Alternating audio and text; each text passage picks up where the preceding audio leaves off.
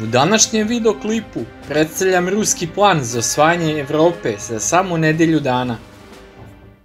Kolonijam realna brauzer strategija. Izgradite svoj grad i uđite u vojsku, politiku ili ekonomiju.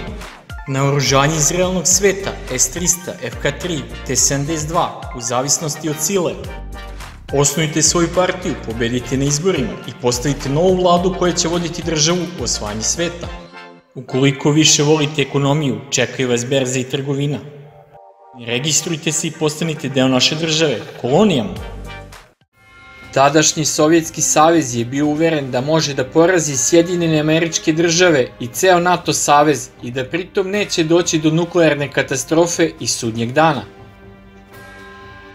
Za vreme hladnog rata dva suprotstavljena vojno-ekonomska bloka, istočni na čelu sa SSSR-om i zapadni koji predvode Sjedinjene Američke Države, bila su u svakom trenutku spremna za izbijanje oružanog sukoba između te dve svetske sile. Svi su bili apsolutno sigurni da će Treći svetski rat biti nuklearni i da će dovesti do uzajamnog uništenja suprotstavljenih sila, a malo ko je razmišljao da bi to bio i kraj i cijelog sveta onako kakvog poznajemo. Te 1979. godine Sovjetski savez je razvio plan kako da uništi svog glavnog protivnika i da pritom izbjegne sopstvenu nuklearnu katastrofu. Ovaj plan su nazvali 7 dana do reke Rajne i on je predviđao da NATO snage u Evropi budu uništene za samo nedelju dana. Rusija je, odnosno tadašnji Sovjetski savez, je očekivao da će NATO savez predvođen Sjedinjenim Američkim Državama napasti prvi. Plan je podrazumevao da bi NATO alijansa nuklearnim bombama gađala 25 objekata u Poljskoj na reci Visli i ovu zemlju razrušila i pretvorila u razoren i kontaminirani prostor. Takav nuklearni udar bi odsekao sovjetske trupe locirane u istočnoj Nemačkoj, Mađarskoj i Čekoslovačkoj od njihovih glavnih baza u SSSR-u. Ovakva akcija NATO pakta bi izazvala kontraudar Varšavskog pakta. Taj kontraudar bi podrazumevao da sovjetske nuklearne snage napadnu zapadnu Nemačku, Holandiju, Belgiju, Dansku i severnu Italiju. Ovaj uzvratni udar bi uništio i sedište NATO-a u Briselu.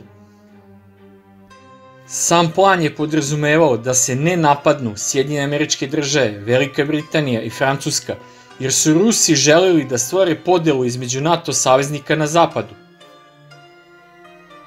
Znali su da je glavna komanda, u stvari vlade u Sjedinjenim Američkim Državama, Francuske i Velike Britanije, koje donesu odluke u napadu i da o tome ne odlučuje glavna komanda NATO-a, već kako i kada se koristi nuklearno oružje. Ovim manevrom Rusija bi stavila ceo NATO savez pred dilemu, da li da upotrebe nuklearno oružje protiv Sovjetskog saveza i time otpočnu nuklearni rat, ili da se bore bez korišćenja nuklearnog oružja, ili kao treća opcija da ostanu izvan konflikta. Sa zategnutim odnosima između Francuske i NATO saveza, kojeg je napustila 1966. godine, ali sa nastavkom njihove saradnje u manjem obimu, ova mogućnost uopšte nije bila neverovatna. Posle nuklearnih napada sovjetska i čekoslovačka vojska je trebalo da se probiju kroz redove vojski NATO pakta do reke Rajne u Nemačkoj. S obzirom da je Varšavski pakt imao nekoliko puta veći broj tenkova od vojski NATO pakta, Rusi su bili apsolutno sigurni u uspeh svog plana. U istom trenutku strateški važna Austrija je trebalo da bude napadnuta i okupirana od strane Mađarske, odnosno sovjetskih trupa stacioniranih u toj državi članici Varšavskog ugovora. Dok bi sovjetska kopnena armija zauzela važne mostove preko najvećih i najvažnijih reka u Evropi, avijacija Varšavskog pakta je trebala da uništi sve veće evropske aerodrome i vojne baze NATO pakta.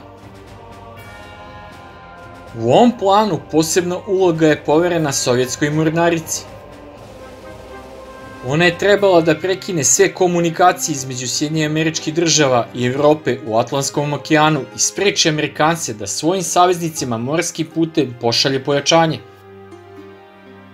Sovjetske podmornice su trebale da nađu i unište američke glavne udarne formacije kao što su grupe američkih nosača aviona.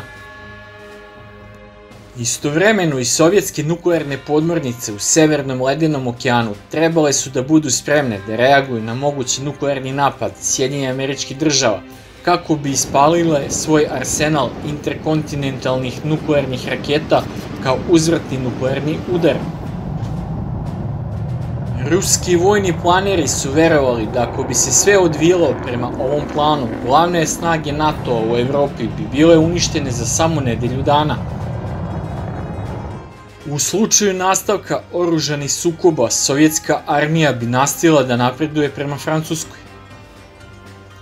To bi šokiralo i zbunilo rukovodstvo svih zapadnih zemalja koje bi prema tom planu bile prinuđene da sednu za pregovarački sto i opšta nuklearna katastrofa bi bila izbegnuta.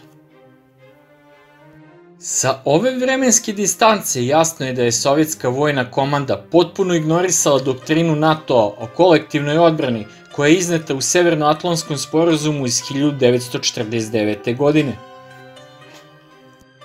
U njoj se navodi da je napad na jednu članicu alijanse napad na sve njih zajedno. Tada bi NATO savez imao odrešene ruke da započne opšti nuklearni rat ako bi samo jedna od njegovih članica bila napadnuta nuklearnim oružjem, bez obzira da li neka zemlja članica NATO saveza i sama posjeduje nuklearno oružje ili ne.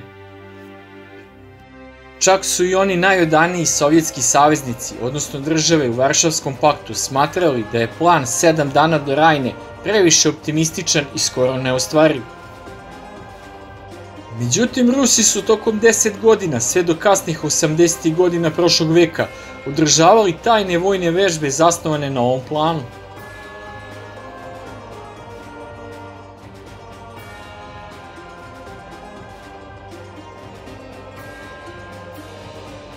A da li će se Rusi osmeliti da ovaj plan ostvare u narednim godinama?